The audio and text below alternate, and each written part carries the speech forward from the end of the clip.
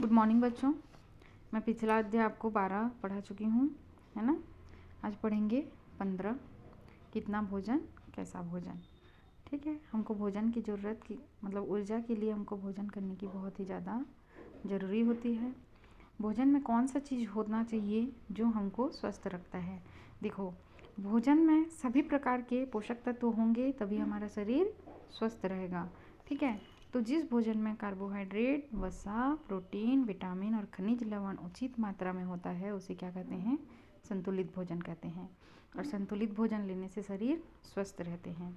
ठीक है, यहाँ पे विभिन्न प्रकार के खाद्य पदार्थ है। उसमें से मुख्य दिया है चावल, गेहूँ, मक्का, बाजरा, ज्वार, कोदो, कुटकी। ये जो है अनाज है। ठीक है, ये क्या है? अनाज है। और कहीं पे आलू, केला, शकरकंद आदि भोजन मुख्य पदार्थ होते हैं। तो इसका जो अधिकांश भाग होता है उसमें क्या पाया जाता है? कार्बोहाइड्रेट पाया जाता है। ठीक है, तो हमको पता ही है अगर हमको संतुलित भोजन लेना है तो भोजन में वसा, प्रोटीन, विटामिन सब होना चाहिए। तो केवल हम आलू या चावल या गेहूँ खाएंगे तो हमें संतुलित भोजन नहीं मिल पाएगा। और हमारे शरीर के अच्छे विकास के लिए हमको संतुलित भोजन लेना ज़रूरी होता है। तो कार्बोहाइड्रेट तो इन सब चीज़ों से मिल गया। अब देखते हैं प्रोटीन कहाँ से मिलता है। प्रोटीन जो है सभी प्रकार की दाल, सोयाबीन, मूंगफली, मटर, दूध, दही, अंडा, मछली, मांस, ये इसमें क्या पाए जाते हैं? ज़्यादा से ज़्यादा प्रोटीन पाया जाता है। उसके अलावा प्रोटीन, कार्बोहाइड्रेट हो गया, प्रोटीन हो गया। अब देखते हैं वसा कहाँ कहाँ से मिलता है हमको। मक्खन, घी, सभी प्रकार के तेल, ये सब में क्या मिलता है हमको? वसा मिलता है। और वसा से हमको शरीर में एनर्जी मिलती है। ठीक है, अब हम अगला जो 2 बच गया है विटामिन और खनिज लवण, उनके बारे में पढ़ेंगे। ठीक है, तो विटामिन और खनिज लवण हमें कहाँ कहाँ से मिलता है? हरे पत्तीदार सब्जी, मुनगा, पपीता, आंवला, आम, संतरा, नींबू, अमरूद, ये सब चीज़ों से हमको क्या मिलता है? खनिज लवण और विटामिन मिलता है। ठीक है, अब देखते हैं कि इन सब पोषक पदार्थ के मुख्य स्रोत क्या है।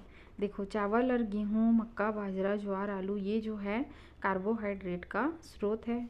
वसा कहाँ से मिलता है हमको? मक्खन, घी और तेल से मिलता है। प्रोटीन दाल, मांस, मछली, अंडा, सोयाबीन से मिलता है।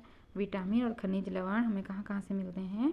गाजर, कद्दू, पपीता, आंवला, हरी पत्तेदार सब्जी, दूध, अंडे, संतरा, नींबू, आम, टमाटर, इनसे क्या मिलता है हमको? विटामिन और खनिज लवण मिलता है। ठीक है, अब हम जब भोजन करते हैं तो हमें कार्बोहाइड्रेट, प्रोटीन और वसा बहुत अधिक मात्रा में हमको भोजन में लेना पड़ता है। और विटामिन और खनिज लवण की कुछ ही मात्रा हमारे शरीर में जाने के लिए पर्याप्त होती है। लेकिन अगर इसमें भी कमी आ जाती है तो हमारे शरीर में विभिन्न प्रकार के रोग हो सकते हैं। विटामिन के तो कई नाम होते हैं, लेकिन हम मेनली ABCD ये इतने विटामिन के बारे में जानते हैं। चलो, विटामिन ए क्या है और इसकी कमी से क्या रोग होता है उसके बारे में पढ़ते हैं। विटामिन ए हमको दूध, अंडे के पीले भाग, कलेजी, हरी सब्जी, टमाटर और गाजर में मिलता है। यदि इसकी कमी हो जाए हमारे शरीर में तो हमें रतौंधी नामक रोग हो जाता है, जिसमें क्या होता है? रात को हमें दिखाई नहीं देता है। उसके बाद है विटामिन बी। विटामिन बी इसका बहुत बड़ा एक कॉम्प्लेक्स है, इसको मैं बता भी नहीं सकती कितने प्रकार के विटामिन बी है। बस इतना जान लो कि विटामिन बी हमें अनाज, मांस, दूध, दही, मक्खन, अंडा आदि से मिल जाता है। इसकी कमी से शरीर में रक्त की कमी, रीढ़ की हड्डी का टेढ़ापन, बेरी जान ही रहे हो ना, तंत्रिका तंत्र का ठीक से काम न करना या लकवा बोल सकते हो जिसको, आदि रोग हो जाते हैं। विटामिन सी तो खट्टे चीज़ों से मिलता है। ठीक है, और इसमें जो रोग होता है वो होता है स्कर्वी। ठीक है, और विटामिन डी जो है हमको कहाँ से मिलता है? दूध, दही, मक्खन, छाछ आदि में हमको मिलता है। ठीक है, तो विटामिन डी धूप की उपस्थिति में शरीर में अपने आप भी बना लेता है हमारा शरीर। और अगर इसकी कमी हो जाए तो हड्डी का टेढ़ापन नाम का जो रोग होता है, जिसे हम रिकेट्स बोलते हैं, वो रोग हो जाता है। ठीक है, इस रोग से जो हमारी हड्डियां होती हैं वो टेढ़ी मेढ़ी हो जाती हैं। ठीक है, इसी को रिकेट्स कहते हैं। और विटामिन ई और के इसके अलावा और भी होते हैं जो कि शरीर के लिए हमारे लिए आवश्यक होता है।